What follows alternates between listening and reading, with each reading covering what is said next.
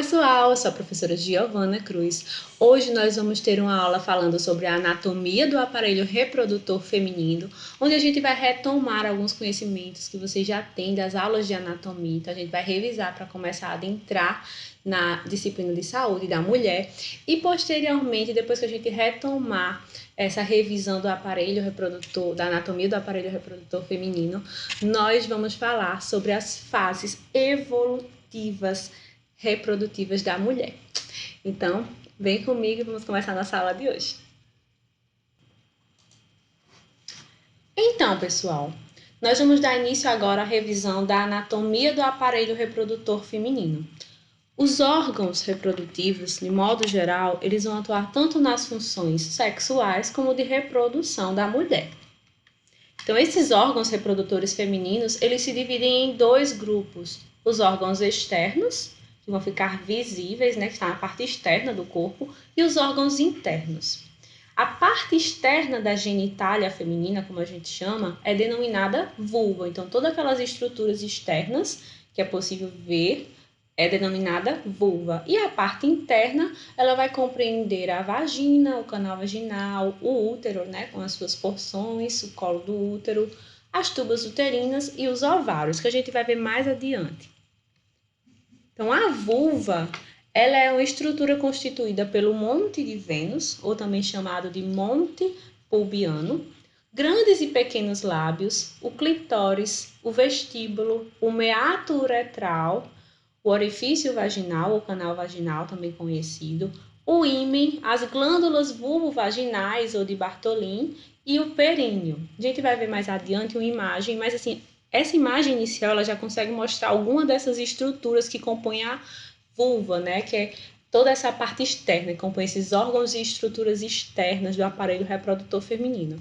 Então aqui a gente pode ver, né? Já está denominado pelos nomes, o clitóris, os grandes lábios, os pequenos lábios que ficam por dentro dos grandes lábios protegidos, a uretra, que é denominado esse orifício aqui de meato uretral, de onde vai sair, ser expelido a urina, a abertura vaginal, e aqui abaixo é possível ver as porções iniciais das glândulas de Bartholin. Mais adiante tem uma imagem onde a gente consegue visualizar de forma melhor essas estruturas externas.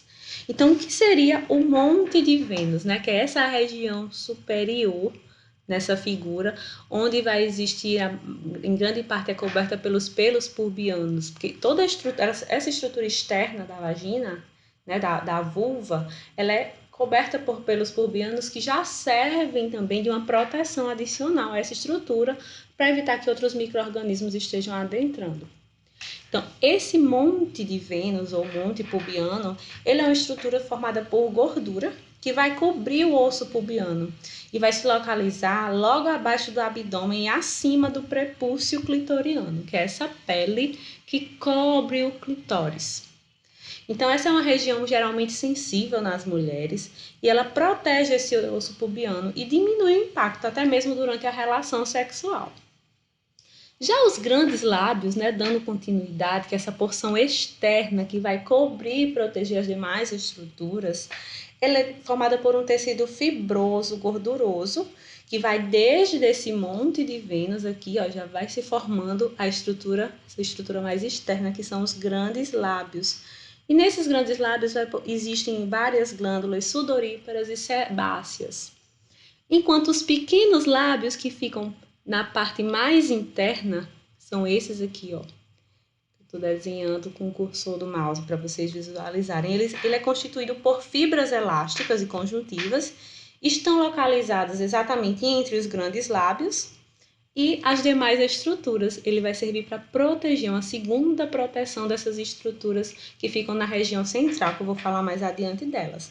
Então, os pequenos lábios protegem a vagina, protegem a uretra, protegem o clitóris. Aqui abaixo, aqui não é possível ver, mas vai ter uma imagem mais adiante. Vai existir as porções iniciais nessas laterais das glândulas de Bartholin, que são glândulas que vão ficar nessa região lateral da vagina e ela tem uma função de secretar muco, para que esse muco vai auxiliar na lubrificação da vagina durante o ato sexual. Então, aqui a gente consegue ver algumas estruturas, né? Aqui está de forma mais exposta nessa figura, e aqui a gente consegue visualizar a região dos grandes lábios, os pequenos lábios, o orifício vaginal, que aqui vai ficar mais exposto no desenho. A gente tem essa região que termina na fúrcula vaginal até o ânus, que a gente chama de períneo, é uma região de estruturas musculares. A gente tem adentrando, né? Depois dos pequenos lábios vai ser possível visualizar o ímen, o meato urinário, o clitóris, o prepúcio do clitóris. E aqui acima, como a gente já conhece, já havia falado, é o Monte de Vênus. Então aqui eu coloquei um slide falando um pouco mais sobre as glândulas de Bartholin, mas já mencionei, então são glândulas lobuladas, situadas uma de cada lado do orifício vaginal, aproximadamente em seu meio, profundamente nas estruturas do períneo. Então, qual é a função delas? A secreção de muco para a lubrificação do orifício do canal vaginal, especialmente durante o coito, ou seja, durante a relação sexual. Aqui é possível mais ver porque elas iniciam na parte externa e realmente elas estão alojadas na parte externa da mucosa vaginal. Aqui esse desenho ilustra melhor. Além das glândulas de Bartholin, nós temos também as glândulas de Skinner, ou chamadas parauretrais, que também têm a mesma função. Ele trabalha nesse processo de lubrificação da vagina, sendo que a localização dela vai estar mais na parede posterior do meato urinário. Elas vão estar nessa região mais próximo do meato. Aqui a gente coloca uma nova imagem mostrando nessa região entre... Aqui demonstra que essa região entre o meato urinário e o canal vaginal a gente chama de vestíbulo. E o que é o vestíbulo, gente? O vestíbulo é exatamente esse espaço que está entre o meato urinário e o canal vaginal. Então, é um espaço elíptico, que a gente fala em formato de elipse. Aqui a gente já consegue ver os órgãos internos, né, do aparelho reprodutor feminino interno. Mas ainda voltando aqui para essa imagem, eu vou falar um pouco para vocês das outras estruturas. Qual é a função dessas outras estruturas, né? O introito vaginal, chamado também canal vaginal, ele tem a sua abertura, né, para a parte externa, para a vulva, e ela tem uma função de acesso da parte externa do aparelho reprodutor feminino até a parte interna. Então, é nesse canal onde vai haver a penetração peniana, é nesse canal onde vai ocorrer a saída do feto no nascimento. Então, ele é o canal de acesso entre o meio externo e o útero da mulher. Já o clitóris, ele fica localizado, o clitóris ele vai estar aqui, né? Porque tem um prepúcio clitoriano. Ele fica localizado realmente nessa parte inicial dos grandes lábios, dos pequenos lábios, bem próximo. E ele realmente é um tecido muito sensível, está relacionado à estimulação sexual feminina. E ele geralmente, na mulher, ele realmente é um tecido pequeno que durante o ato sexual ele pode aumentar de volume. Então, é comum isso acontecer. O meato urinário eu já expliquei, né? Diferente do homem. No homem, o meato urinário ele vai ser tanto para passagem e excreção da urina, como também para ejaculação.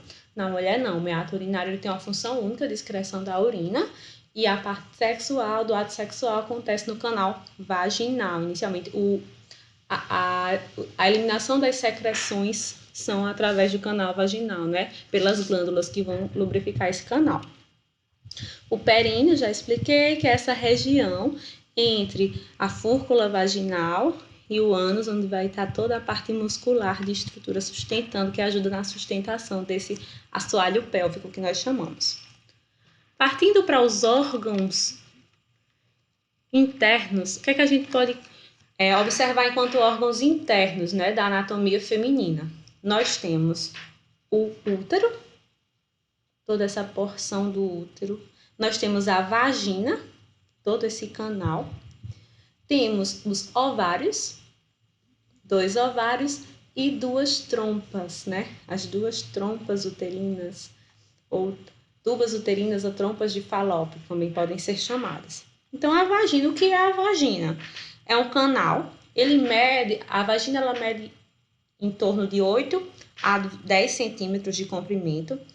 É um canal de paredes elásticas que vai fazer liga, né, o colo do útero aos genitais externos, né, a via de acesso dos genitais externos para os genitais internos, que é a vagina.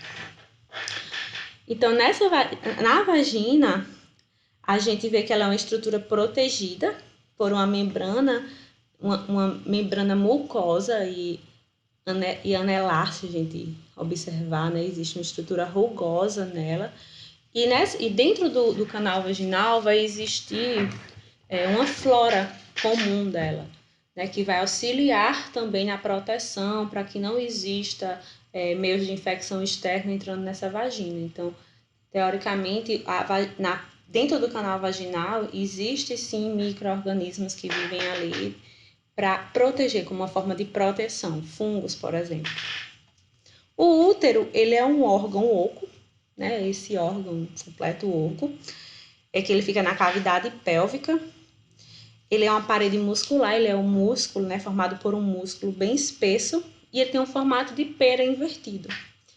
Então, internamente, ele é revestido por um tecido rico em vascularização, com muitas glândulas secretoras. Na mulher adulta, esse útero ele chega a pesar de 40 a 50 gramas, se ela ainda não tiver tido nenhum filho, se tratar de um útero que nunca foi gravídico, como chamamos. E após a gestação, o peso desse útero ele aumenta de tamanho, né? Ele vai variar de 60 a 70 gramas. Então, assim, depois que a mulher engravida, o útero nunca mais ele vai voltar ao tamanho normal que ele era antes dela engravidar.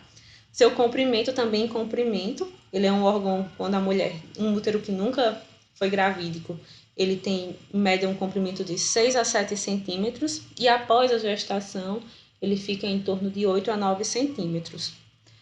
O útero, né, em si, o corpo do útero, o útero de modo geral, ele é formado por 3 porções, que a gente vai chamar de fundo do útero, que é essa região aqui, essa região aqui, fundo do útero. Nós temos o corpo do útero, que é essa região central, e nós temos o colo do útero, que é essa porção inicial, né, que quando a gente vai fazer o exame ginecológico na mulher, que coloca o espéculo, é a região onde a gente visualiza. Que, por sinal, a gente, quando fala na prevenção do câncer de colo de útero, fala-se exatamente do colo do útero, que é exatamente essa região aqui. Por isso que a gente faz o exame, o Papa Nicolau, faz a citologia na mulher, porque essa região é uma região mais propícia a alterações celulares e câncer. Então, por isso que a gente, quando fala de útero, de câncer na mulher, a gente pensa muito mais na prevenção do câncer do colo de útero, porque é um câncer que ele é mais prevalente em mulheres. Então, é exatamente dessa região aqui do fundo do útero, do colo do útero.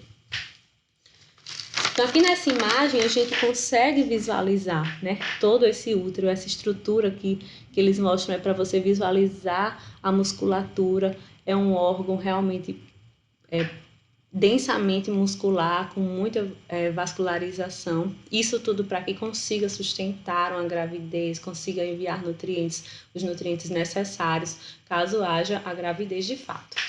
Quais são as outras estruturas? Nós vemos os ovários, as tubas uterinas. Então, as tubas, elas são 2 ductos. A gente vê uma tuba aqui, ó, terminando na porção do ovário, e uma segunda tuba, que elas vão unir o útero ao ovário. Então, geralmente, essas tubas, elas têm aproximadamente 10 centímetros de comprimento, e elas têm 2 funções em especial, que é de transportar o óvulo do ovário até o útero. Os óvulos estão todos aqui depositados dentro dos ovários e eles vão vir, né, após a ovulação, vem através das tubas uterinas até o útero e vai ter uma função também, porque exatamente na trompa ou nas tubas uterinas, onde vai ocorrer a fertilização do óvulo pelo espermatozoide. Então, não é aqui no útero onde ocorre a fertilização. Após o coito, o ato sexual que ocorre o coito, os espermatozoides eles percorrem esse caminho e é aqui nas tubas, na tuba, que ele vai encontrar um óvulo e vai ocorrer a fecundação. Depois que ocorre a fecundação, esse óvulo ele vai migrar, vai desenvolver todas as fases e vai ocorrer a nidação, que é a fixação, né, desse óvulo aqui já fecundado no tecido, na musculatura uterina. Além das tubas, nós temos os ovários. Então, os ovários, eles são glândulas ovóides, por isso que a gente chama de ovários também, formatos ovulares. Eles são pequenos, têm aproximadamente 3 centímetros de comprimento, 2 centímetros de largura e, em média, 1,5 centímetros de espessura.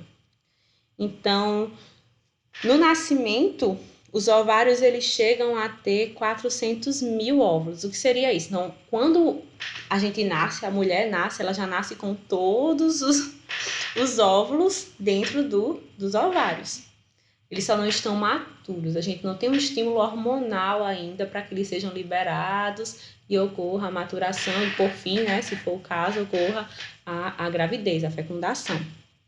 Mas a gente nasce com média de 400 mil óvulos dentro desses ovários. Então, estão todos cheios de óvulos imaturos, né? Prontos para terem o estímulo hormonal e serem liberados na trompa e, por fim, fecundados, né? Quando ocorre. Então, na puberdade, os óvulos eles começam a secretar os hormônios sexuais, os ovários, eles começam a secretar, que são os hormônios sexuais, o estrogênio e a progesterona. Então, ocorrem todas as mudanças corporais na mulher, no corpo da adolescente, e vai ser exatamente esses hormônios que vão controlar também a questão da gravidez, né? Caso ocorra relação sexual, esses hormônios vão estar trabalhando no processo de maturação desses óvulos para que eles sejam liberados. E assim ocorrer a possibilidade da gestação.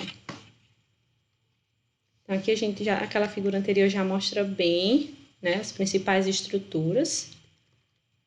Aqui a gente tem outra figura que mostra o útero, as trompas, os ovários. Aqui ele mostra o colo do útero.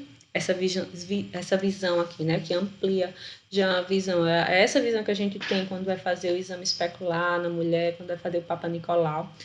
Essa porção é o colo do útero e o orifício que vai dar acesso à parte interna do útero, né? E aqui, essas paredes, é o canal vaginal. Então, exatamente, gente, esse colo do útero é a região na mulher que é mais propícia, né? Que existe uma prevalência maior nos estudos da ocorrência de câncer. Por isso que é tão importante a mulher fazer os exames, as coletas, é um exame simples com a periodicidade que realmente é recomendada. Aqui tem outra imagem, só que é uma vista lateral do sistema reprodutor feminino, onde a gente consegue observar todas as estruturas que já foram faladas, aqui o útero, que é a bexiga, né? Fica na parte interior, o útero aqui por cima. Então, tem todas as estruturas, vocês deem uma revisada nessas estruturas com o material que eu vou enviar. E, por fim, depois dessa revisão, né? Revisão da anatomia do aparelho reprodutor feminino, a gente vai entrar na segunda fase, no segundo tempo da nossa aula, que é falar sobre as fases evolutivas e reprodutivas da mulher. Então, gente, o que seriam essas fases evolutivas e reprodutivas da mulher? Toda mulher, ela passa por diferentes fases biológicas durante a vida. Então, o sistema reprodutor feminino, ele tem como etapa inicial do processo de maturação a menarca. E o que é a menarca?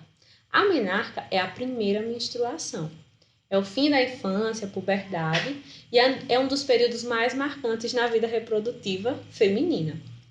Então, não existe em si uma data fixa para que se comece a menarca, mas ela vai variar entre os 10 a 15 anos. A menstruação, nesse período, ela dura em torno de 3 a 8 dias. Os ciclos geralmente são irregulares no início, mas normalizam com o passar do tempo após o amadurecimento do eixo hormonal, porque é nessa fase onde os hormônios sexuais vão começar a atuar. Por isso que ocorre a menstruação e vai ocorrendo as alterações corporais da menina para a mulher. Então, nessa fase, ocorrem inúmeras mudanças no corpo feminino. Já que tem o início da produção dos hormônios, né, os ovarianos, os hipofisários. Então, essas alterações, elas podem ser visíveis ainda na puberdade, como, por exemplo, o estirão do crescimento, o aumento dos quadris, o aparecimento de pelos pubianos e o desenvolvimento das mamas. Então, a primeira menstruação indica que a adolescente, a jovem, ela está ovulando. Por isso, já é possível engravidar. Vocês lembram quando eu falei lá do ovário, que a gente já nasce com todos os nossos óvulos. Mas existe a partir do estímulo hormonal é que esses óvulos vão ser liberados do ovário para as tubas uterinas, é quando vai ocorrer a primeira menstruação, que é a menarca.